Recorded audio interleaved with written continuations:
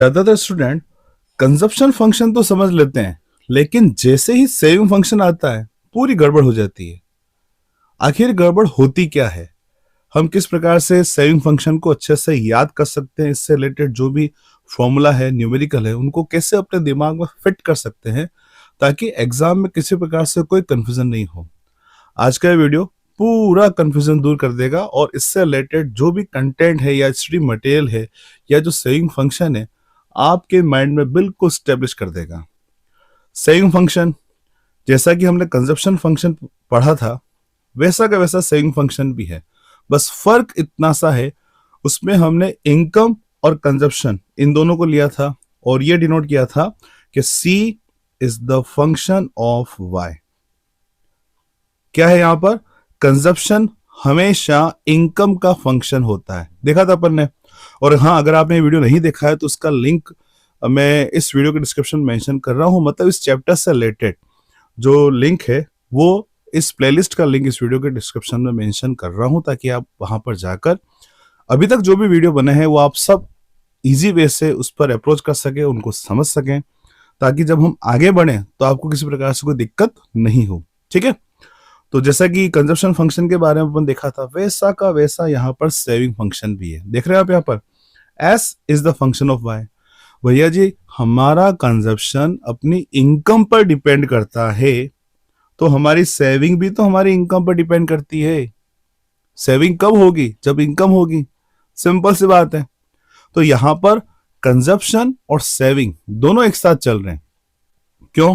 क्योंकि हमें पता है कि जो भी इनकम होगी वो इकोनॉमी में या तो कंज्यूम होती है या फिर वो सेव होती है। ठीक है, तो कंजप्शन बढ़ता है, जैसे कि किन्स ने साइकोलॉजिकल लॉ में बताया था कि as income increases consumption also increases. जैसे जैसे इनकम बढ़ेगी कंजप्शन बढ़ेगा। हम इसको वापस रिमूव करते हैं एक बार, देख सकते हैं आप, as income increases consumption increases but also saving also increases. मतलब जितनी इनकम बढ़ती है उतना उतना कंजप्शन नहीं बढ़ता, उसके साथ साथ सेविंग भी बढ़ती है। ठीक है, तो यहां पर हम कंजप्शन फंक्शन के बारे में देख रहे हैं, समझ रहे हैं। तो डिटेल में देखते हैं कंजप्शन फंक्शन यहां पर है क्या। ठीक, तो सबसे पहले आपके सामने है यहां पर, it shows the relationship between saving and national income. जैसे अभी मैंने आपको बताया, जो सेविंग फंक्शन है वो इनकम और सॉरी इनकम और सेविंग के बीच, इनकम कौन सी? नेशनल इनकम, क्योंकि हम यहाँ पर मैक्रो इकोनॉमिक्स के बारे में स्टडी कर रहे हैं। तो सेविंग जो ले रहे हैं वो भी हम एग्रीगेट सेविंग ले रहे हैं। जैसा कि हमने समझा था कि एग्रीगेट डिमांड और एग्रीगेट सप्लाई के अकॉर्डिंग इकोनॉमी में इक्विलिब्रियम कहाँ पर डिसाइड होता है वो हम इस पूरे चैप्टर में समझ रहे हैं। तो यहाँ पर जो सेविंग ले रहे हैं वो भी नेशनल लेवल की है, मैक्रो इकोनॉमिक लेवल की है और एक्स आंटे वेरिएबल है। ध्यान दीजिएगा, यहाँ पर एक्स आंटे है, एक्स पोस्ट नहीं है। इन सब से रिलेटेड डिटेल में अपन पढ़ चुके हैं। मैं आपसे फिर से अपील करता हूं कि आप डिस्क्रिप्शन में जाकर जरूर देखें, ताकि आपको पता चले कि ये टॉपिक क्या थे और इजी वे से समझ में आ सके।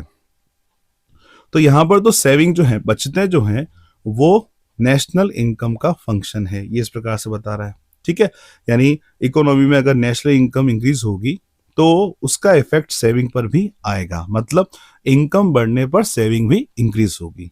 ठीक है, तो यहां पर फर्स्ट क्या है, ये दोनों के बीच रिलेशनशिप को बताता है। कौन दो? सेविंग और इनकम। सेकंड, अब ये साथ साथ ये भी बताता है कि अलग अलग इनकम लेवल पर सेविंग्स कितनी थी। जब इनकम 100 करोड़ थी तब सेविंग कितनी थी, जब इनकम बढ़कर 200 करोड़ हो गई तब सेविंग कितनी है। तो हम यहाँ पर टेबल के थ्रू यहाँ पर समझेंगे कि जैसे कि आप देख सकते हो, यहाँ पर आगे हम जस्ट बढ़ते हैं और इस टेबल में देख रहे हैं आप, फर्स्ट कॉलम में इनकम है, सेकंड कॉलम में कंजप्शन है, यहाँ पर सेविंग किस प्रकार सही है, इसका कर्व कैसे बनता है वो अभी अपन समझने वाले हैं। तो इससे रिलेटेड कौन कौन से ऐसे की पॉइंट्स हैं जो आप एग्जाम में लिखें या याद करें और उसको आप मेंशन करते हो अपने आंसर बुक में, तो आपका आंसर बिल्कुल भी गलत नहीं हो, वो यहाँ पर आपको देखना पड़ेगा। तो देख सकते हैं आप, as income increases saving also increases. देखा था अभी, मैंने अभी आपको बताया था कि जैसे जैसे इनकम बढ़ेगी कंजप्शन तो बढ़ेगा, साथ साथ सेविंग्स भी बढ़ती जाएगी। ठीक है, फिर saving function is the opposite of the consumption function. अब इनकम बढ़ने पर कंजप्शन, अगर कंजप्शन ज्यादा होगा, जाहिर सी बात है अगर कंजप्शन ज्यादा होगा तो सेविंग्स कम होगी, और अगर कंजप्शन कम है तो सेविंग्स ज्यादा होगी। कब? जब इनकम ज्यादा इतनी बढ़े तो आप एरो के हिसाब से देख सकते हो। यहां पर वापस अपन करते हैं, इस ब्रश को थोड़ा सा अपन, हो सकता है कि थोड़ा सा छोटा कर दें।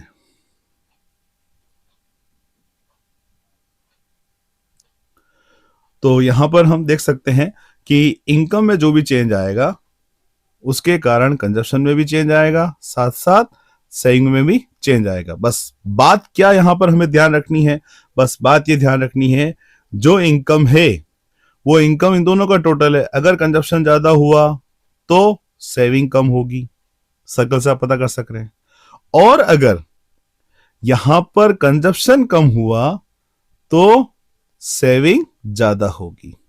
ठीक है, देख सकते हैं आप यहां पर, इसको थोड़ा सा और समझते हैं। यहां पर मैं पहले C प्लस एस लिख देता हूं, C प्लस एस। अगर कंजप्शन कम तो सेविंग ज्यादा, क्लियर? फिर और अगर कंजप्शन कम तो सेविंग ज्यादा। क्यों? क्योंकि ये दोनों ही इनकम का टोटल है। ठीक है, तो अब साथ साथ हम क्या देख सक रहे हैं यहां पर जो सेविंग्स, जैसे कि मैंने वीडियो के स्टार्टिंग बताया था आपको, ये जो सेविंग्स हैं वो सभी प्लांट सेविंग है, वो सभी एक्स आंटे हैं। हम यहां पर एक्स आंटे एक्स पोस्ट दोनों में से सिर्फ और सिर्फ, ध्यान रखिएगा बेटा लोग, सिर्फ और सिर्फ हम एक्स आंटे प्लांट वैल्यूज है उनको ही यहां पर नेशनल इनकम डिटर्मिनेशन है उसमें लेते हैं। किसी प्रकार से एक्चुअल सेविंग को नहीं लेते हैं। देखिए, नॉट एक्चुअल सेविंग। अब जो सेविंग है वो सिर्फ और सिर्फ इनकम पर डिपेंड नहीं करेगी, वो हमारी हैबिट्स क्या है, हमारी एक्सपेक्टेशंस क्या है, और हम कितना बचाना चाहते हैं, मतलब हमारी विलिंगनेस, बचाने की प्रवृत्ति कितनी या है। लोग अगर ज्यादा बचाने की प्रवृत्ति रखते तो सेविंग ज्यादा होगी, कंजप्शन कम होंगे, और अगर लोगों की प्रवृत्ति ज्यादा खर्च करना, बचाना कम, तो जाहिर सी बात है सेविंग यहां पर कम रहेगी। ठीक, तो अब हम यहां पर सेविंग फंक्शन को टेबल के थ्रू यहां पर समझ सकते हैं। टेबल आपके सामने देख सक रहे हैं, आपके सामने 3 कॉलम है। कितने? 3। First income, second consumption, third saving. अब y is equal to C plus S, तो फिर बचते क्या हो गई? सेविंग क्या हो जाए? S is equal to y minus C। Simple सी बात है, अगर हमें सेविंग फाइंड करना है तो आप यहां पर देख सकते हैं, जब इनकम 0 है तो कंजप्शन 40। हम ये ऑटोनोमस कंजप्शन है, पढ़ा था अपन ने कि जब 0 इनकम लेवल पर जो भी कंजप्शन होता है वो ऑटोनोमस कंजप्शन होता है, वो डिस सेविंग को बताता है। मतलब लोग अपनी पुरानी वस्तु का यूज करते हैं या उधार से इसकी डिमांड पूरी करते हैं, इसकी रिक्वायरमेंट जो है वो उधार से पूरी करते हैं। तो देख सकते हो यहाँ पर इनकम 0 है तो कंजप्शन 40 है, तो सेविंग अपने आप -40 हो जाएगी। क्यों? S is equal to y minus C. आपको अपनी बचत निकालना है, आपको आपके पापा जी ने सपोज 100 रुपए दिए, उसमें से आपने 60 रुपीज खर्च कर दिए, कितने बचे बचत के रूप में? आपने 40 रुपीज बचाए, तो क्या हुआ? y माइनस सी, जो आपकी इनकम थी, आपके पास as a pocket money 100 rupees आए थे, उसमें से आपने 60 रुपीज खर्च कर दिया, तो आपके पास सेविंग के रूप में से 40 रुपीज होंगे। तो इस प्रकार से नेशनल लेवल पे सेविंग कैसे निकालेंगे? यहाँ पर फॉर्मूला बदलने वाला नहीं है, ये ध्यान रखिएगा। सेम आप देख सकते हो, जब इनकम 200 है तो कंजप्शन भी 200 है, तो जाहिर से बात है सेविंग क्या हो जाएगी यहाँ पर? 0। मतलब ये बता रहा है break even point. Break even point मैंने आपको पहले बताया, जब दो टेंडेंसीज आपस में इक्वल हो जाए। देख सकते हो यहाँ पर इनकम और कंजप्शन दोनों इक्वल हो गए हैं, तो जाहिर सी बात है इस कंडीशन में सेविंग हो जाएगी 0। आपके पास 100 रुपीज था, आपने 100 रुपीज खर्च कर दिया, आपके पास कितने बचे बताइए? 0 ना, इसलिए सेविंग भी यहां पर 0 रहेगी। ठीक, फिर आप देख रहे हो आगे नेक्स्ट, जब इनकम 400 है, कंजप्शन 360 है, तो अब सेविंग यहां पर पॉजिटिव है। तो इस सब को क्लियर करके ये देख सकते हैं अपन यहां पर कि as income increases consumption also increases. मगर जितना चेंज इनकम में हो रहा है, देख रहे हैं आप 100 का, यहां पर कंजप्शन सिर्फ 80 के अकॉर्डिंग इंक्रीज हो रहा है। तो इस कंडीशन में 80 के अकॉर्डिंग इंक्रीज हो रहा है, तो इस कंडीशन में 20 के अकॉर्डिंग यहां पर सेविंग प्लस होती जा रही है। ठीक, एक ऐसा लेवल होगा जब इनकम और कंजप्शन दोनों इक्वल होंगे, तो सेविंग क्या हो जाएगी? 0। इसे कहेंगे अपन ब्रेक इवन पॉइंट। क्या कहेंगे इसको अपन, ब्रेक इवन पॉइंट। इसके आगे जब वापस अब इनकम बढ़ती है, कंजप्शन भी बढ़ेगा, मगर लोग अब यहाँ पर बचते करना शुरू कर देते हैं। बेटा यही सेविंग फंक्शन है, यानी जब हम टेबल में अलग अलग इनकम लेवल पर अलग अलग सेविंग को अगर रिप्रेजेंट करते हैं तो ये सेविंग फंक्शन कहलाएगा। अब अपने सामने इसका है डायग्राम। क्या है, ड से डायग्राम। तो देख सकते हो इस डायग्राम को आप, आपके सामने है डायग्राम। इसमें हमने यहां पर सेविंग को रिप्रेजेंट किया है सिर्फ। अगर हम इनकम को भी बनाना चाहें तो इनकम बना सकते हैं। आप सबको पता है इनकम लाइन हमेशा 45 डिग्री लाइन पर बनती है। यहां पर हमें क्या करना होगा, सबसे पहले ब्रश लेना होगा, पेंसिल लेनी होगी। ये अपन ने पेंसिल या पेन लिया, ये हो गई इनकम। ठीक, तो आप देख सक रहे हो यहां पर थोड़ा सा इसको 45 डिग्री लाइन पर बनाए तो ये कुछ इस प्रकार का बनेगा। तो जैसे जैसे इनकम यहां पर बढ़ रही है, सेविंग भी बढ़ रही है, मगर जब इनकम जीरो है तो उस कंडीशन में क्या होता है, ये यहां पर ये हो गया कंजप्शन आपके। इसको थोड़ा सा अपन ऐसे करेंगे, ये इतना आ रहा है तो ये हो जाएगा, और उसके अकॉर्डिंग ये कंजप्शन है। इसको आगे नेक्स्ट डायग्राम आएगा उसमें अच्छे से अपन समझेंगे। यहाँ पर अपन सिर्फ एक काम करते हैं, सिर्फ सेविंग को ले लेते हैं। आपके सामने सेविंग है, तो जब इनकम जीरो है तो उस कंडीशन में कंजप्शन कितना है, प्लस में पॉजिटिव, प्लस में 40 पॉजिटिव है, तो यहाँ पर ये इक्विवेलेंट टू माइनस सी बार हो जाएगा, क्योंकि जितनी कंजप्शन प्लस में है उतनी सेविंग माइनस में है। तो यहाँ पर सी बार प्लस होता है तो यहाँ पर सी बार माइनस में हो जाएगा। कब, जब इनकम जीरो होगी। अब जैसे जैसे इनकम बढ़ेगी आगे, तो उस कंडीशन जैसे जैसे इनकम आगे बढ़ेगी तो हम देख सकते हैं कि यहाँ पर एक कंडीशन ऐसी आएगी कि सेविंग जीरो हो जाएगी। इसे कहते हैं अपन ब्रेक इवन पॉइंट। जैसे कि मैंने अभी आपको बताया था, ये ब्रेक इवन पॉइंट है। कौन सा पॉइंट ब्रेक इवन पॉइंट है, आर। क्यों, क्योंकि इस पॉइंट पर इनकम और कंजप्शन दोनों सेम है, तो सेविंग हो जाएगी जीरो। सेविंग क्या हो जाएगी यहाँ पर, जीरो। ठीक, फिर आगे बढ़ते हैं अपन।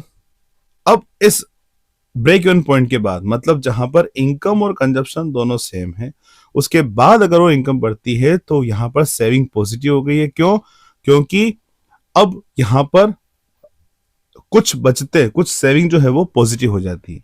ठीक, तो सिंपल सी बात है, जीरो इनकम जीरो सेविंग से पहले, ब्रेक इवन पॉइंट से पहले सेविंग होगी नेगेटिव, और उसके बाद सेविंग हो जाएगी पॉजिटिव। बस सिंपल सा, बस इतना ही है। ज्यादा अपन इसमें डिटेल में नहीं जाएं, क्योंकि ज्यादा अगर लंबा होता है तो थोड़ी बोरियत महसूस होती है। आई होप ये टॉपिक आपको अच्छे समझ में आया यहाँ पर। तो इससे रिलेटेड जो ऑब्जर्वेशन है सब अपन पढ़ चुके हैं, ये आपके सामने है। स्लोप ऑफ सेविंग कर्व अभी अपन ने देखा है कि इसका स्टार्टिंग पॉइंट जो होगा वो कहाँ होगा, वो ओरिजिन से नीचे होता है। क्यों, क्योंकि जीरो पर इनकम, जीरो इनकम पर सेविंग नेगेटिव होगी, कुछ ना कुछ कंजप्शन जरूर होगा, तो ये नेगेटिव को बताता है। ठीक, फिर उसके बाद जो डिस सेविंग है वो ऑटोनोमस कंजप्शन को बताया। देखा था अभी अपन ने यहाँ पर कि जो 40 करोड़ कंजप्शन है वो ऑटोनोमस कंजप्शन है, उसी के इक्विवेलेंट यहाँ पर देख सकते हैं सेविंग होगी -40 में, जीरो से नीचे। फिर आगे बढ़ते हैं अपन, इसका स्लोप देखें तो इसका स्लोप जो है, सेविंग कर का स्लोप पॉजिटिव बनेगा। क्यों, क्योंकि जैसे जैसे इनकम बढ़ेगी वैसे वैसे यहाँ पर सेविंग भी इंक्रीज होती जाएगी। ठीक, फिर ब्रेक इवन पॉइंट जो कि पॉइंट आर पर था, वहां पर सेविंग जीरो है। क्यों, क्योंकि कंजप्शन और इनकम दोनों इक्विवेलेंट है, जो कि टेबल में आप देख रहे हो 200 करोड़ था। नेक्स्ट, पॉजिटिव सेविंग पॉइंट के आर के बाद, अभी अपन देखा था कि पॉइंट आर के बाद सेविंग जो होती है वो कुछ पॉजिटिव होना शुरू हो जाती है। ठीक, तो इस प्रकार से हमने यहाँ पर इस वीडियो में सेविंग फंक्शन के बारे में देखा है। वीडियो को ज़्यादा लंबा नहीं करेंगे, नेक्स्ट वीडियो में अपन इसकी जो प्रोपेंसिटी है एपीएस और एमपीएस, इनके बारे में समझेंगे, डिटेल में समझेंगे कि ये किस प्रकार से इनके फॉर्मूला होते हैं, इनमें रिलेशनशिप क्या होता है, और किस प्रकार से इनके न्यूमेरिकल भी अपन कर सकते हैं। हाँ, सेविंग फंक्शन का जो एल्जेब्रिक फॉर्म है, कंजप्शन फंक्शन का जो एल्जेब्रिक, कंजप्शन फंक्शन का जो एल्जेब्रिक फॉर्म है, वो हम आगे आने वाले वीडियो में समझेंगे। ये सेविंग फंक्शन की सिंपलेस्ट फॉर्म है। अगर एग्जाम में आपको डायरेक्ट पूछते हैं तो आप इस प्रकार से इस सेविंग फंक्शन के बारे में आप ले सकते हैं। और बेटा अगर आपको इसके नोट्स चाहिए तो मैं व्हाट्सअप नंबर में मेंशन कर दूंगा, आप जाके देख सकते हैं। अगर नंबर नहीं दिए तो कमेंट बॉक्स में कमेंट जरूर करें नंबर के लिए, ताकि आपको नंबर मिल जाए। फिर ये सेविंग फंक्शन के बारे में अपन देखा था टोटल, सब इसके की पॉइंट्स हैं। अब है इतना सा, मगर अपन ने इतना इसको टाइम दिया क्यों? क्योंकि अगर अपन बेसिक नहीं समझेंगे तो हमें आगे दिक्कत आएगी। तो ये पूरा सेविंग फंक्शन है, चाहे तो आप स्क्रीनशॉट लेकर भी आप समझ सकते हैं या वीडियो को पॉज करके समझ सकते हैं। अब इस पूरे चैप्टर में अपन ने क्या क्या पढ़ा है वो एक बार थोड़ा सा अपन बैक में जाकर देख लेते हैं, ताकि आपको पता चले कि वास्तव में इस चैप्टर में कितना कुछ हो चुका है। तो आप देख सकते हो, ये था चैप्टर का स्टार्टिंग। हमने एग्रीगेट डिमांड रिलेटेड कॉन्सेप्ट से स्टार्ट किया था, एक्स एंड एक्स पोस्ट के बारे में पढ़ा था, एग्रीगेट डिमांड क्या है, इसके जो कंपोनेंट है वो देखे थे, डिटेल में समझे थे। 2 सेक्टर इकोनॉमी, 4 सेक्टर इकोनॉमी, इसका डायग्राम, इसकी टेबल क्या है वो अपन ने समझा था। फिर एग्रीगेट सप्लाई के बारे में डिटेल में समझा था, इसके टेबल डायग्राम क्या है वो भी अपन देख चुके हैं। कंजप्शन फंक्शन या प्रोपेंसिटी टू कंज्यूम क्या है, कंजप्शन फंक्शन के बारे में, और जो एपीसी और एमपीएस है इसके बारे में भी हम डिटेल में पढ़ चुके थे। और हाँ, किन्स का जो कंजप्शन का जो साइकोलॉजिकल लॉ है वो भी हमने यहाँ पर डिटेल में समझा था। ये एपीसी है, इसकी टेबल, इसका डायग्राम कैसे क्या होता है, एग्जाम में हमें क्या ध्यान रखना है क्या नहीं रखना वो अपन ने समझा था। मार्जिनल प्रोपेंसिटी टू कंज्यूम क्या है उसके बारे में डिटेल में समझा था, इसकी टेबल, इसका डायग्राम क्या है। ठीक है, तो ये सब कुछ अपन देखा था, इनमें क्या रिलेशनशिप हो सकता है, डिफरेंस हो सकता है वो देखा था, और आज की वीडियो में हमने ये सब कुछ समझा है।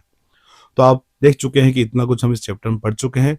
इस पूरे कंप्लीट नोट्स के लिए या वीडियो के लिए आप संपर्क जरूर करें, डिस्क्रिप्शन में जाएं, व्हाट्सअप नंबर देखें, व्हाट्सअप करें, आप बताएं कहाँ से हैं, क्या कर रहे हैं आप, कौन से बोर्ड से हैं, आपका नाम जरूर बताएं।